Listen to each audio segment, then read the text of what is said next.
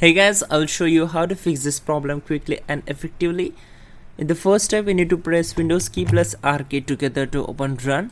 You can also open it from here also. Just right click on the start icon and click on Run. So type here services .msc and hit enter. Once we are here, we need to find out the sysmain as well as superfetch. Both are same. So depends upon your computer or operating system, it will change. So just scroll down. Here it is, sysmain. Right click on it, select properties, and we need to set startup type as disabled. Okay, now click on apply and then select OK. Now find out Windows search. Just scroll down. On the same window, we need to find out Windows search also. Right click on it, select properties, again set startup type as disable, click on apply and OK. Now close this window. Once done, we need to open File Explorer.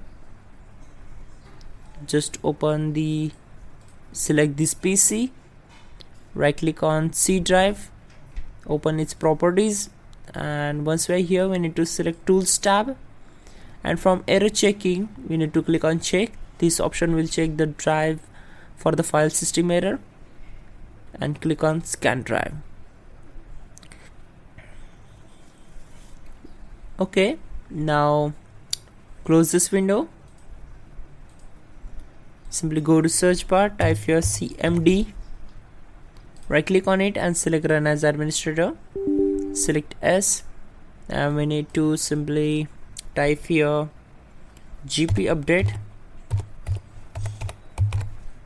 and hit enter. This will also take some time, around 1 to 2 minutes to complete the process, and once done, simply type exit and close the command prompt window.